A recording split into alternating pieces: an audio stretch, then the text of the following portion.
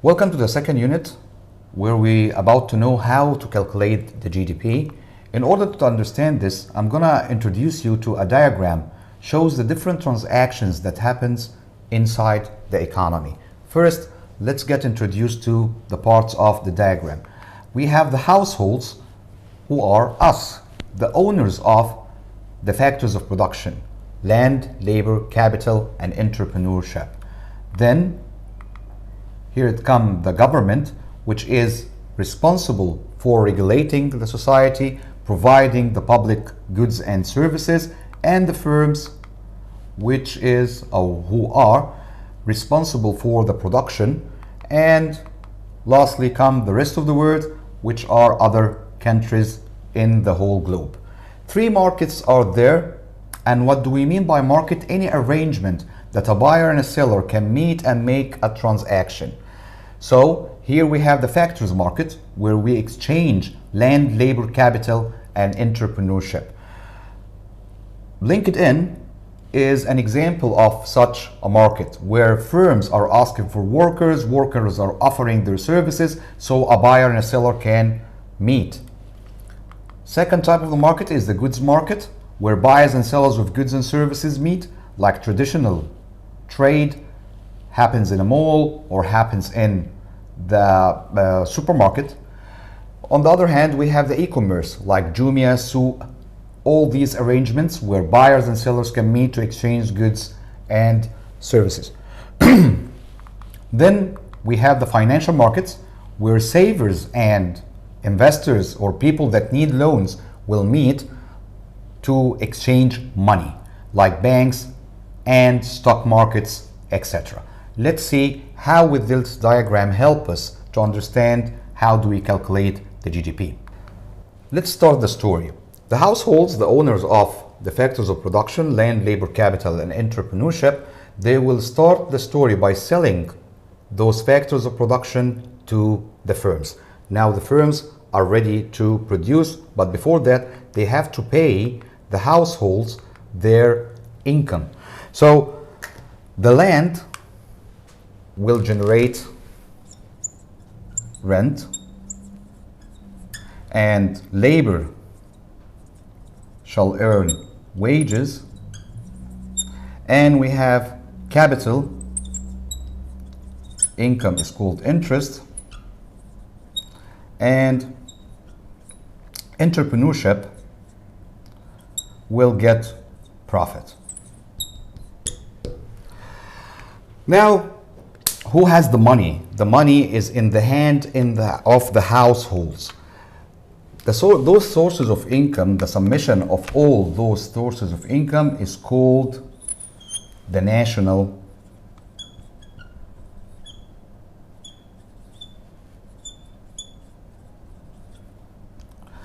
income. Question is, what do we do with our money, with our income, with our national income? This is easy to be answered because actually I'm talking about ourselves. So what do we do with your money, dear students? We use it for consumption. We buy goods and services. So national income will go for first consumption. What else do you do with we do with our money? We actually make savings, so we don't spend all of our money. So part of it will go for savings, and some of it will go for taxation. So as you can see, the whole story started by households giving the factors of production to the firms. Firms in turn gave the households their income, and households use the money for consumption, buying goods and services, savings, some of this money in the financial markets, and paying taxes for the government. So the firms will use the money or part of the money that they actually recollected through consumption to make investment. What do we mean by investment?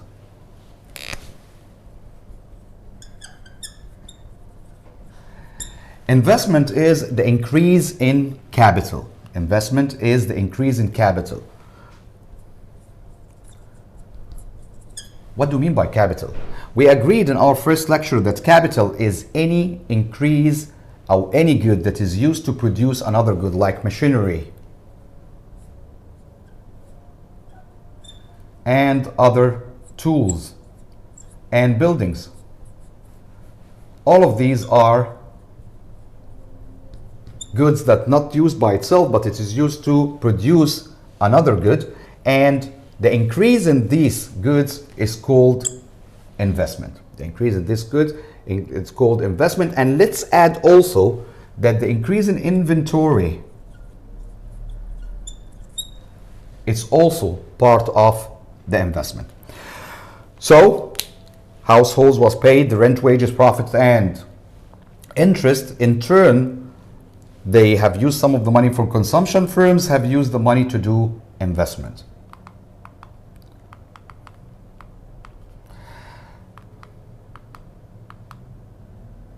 Government will use the taxes that they have collected in order to make government purchases. So we have the G, government purchases. Government will use the money to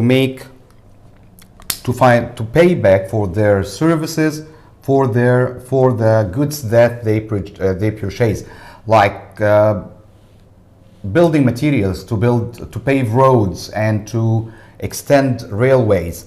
So government will pay this through the taxation. So as the government is using the taxation money to do the government purchases, financing its goods that it's used, the printing ink that they use to print your license, paying for the construction costs, we will have three scenarios. Either the taxes are bigger than the government purchases, so we will have a surplus. We have no problem in here. Or the taxation will equal to the government purchases, and here we have a balance between revenues and the government expenditure. However, the third scenario would be that the taxes are not enough to pay for the government purchases. And the question is, what will the government do? Simply, it will do like any one of us, that they spending more than their income. We will get some borrowing from the banks. We will get some loans from the banks. Same case goes for the government. So households receive the money, they made saving, taxation, and consumption. Firms has made some investment increasing the capital, which includes fixed capital formation and increase in inventory, and government used part of the taxation or the money that was collected by the taxation to do government purchases. If it's not enough, they're going to take some loan from the bank. This leaves us with the rest of the world. Our relationship with the rest of the world can be summarized in exports and imports. So we are exporting to the rest of the world and importing from the rest of the world. We donate for exports by X and imports are M. So X minus M equals net exports. So we use X minus M is equal to net exports. Same case goes for the rest of the world. We have three scenarios. If our exports is higher than our imports, so we have a surplus. If our exports is less than our imports, we have a deficit and we have to take loans from the rest of the world. If our exports equals our imports, so we have a balance between the two and no further action is to be taken. So the whole story is, as you can see, households giving the firms the factors of production. In turn, the firms will give the household the rent, wages, interest, and profit. Households will use the money to make savings, taxation, and consumption. Government will use the money to will use the taxation money to make government purchases, and the firms will do investment. Our relationship with the rest of the world is exports minus imports. Now, to the question, how would this help us to understand how do we calculate the GDP? If you can see this equation, this is a very important equation that will go with us for a long time. So it is YC plus I plus G plus X minus M. What do we mean by that? Y is actually the GDP. Y is actually the GDP. Or we can say it in a different way, the total expenditure.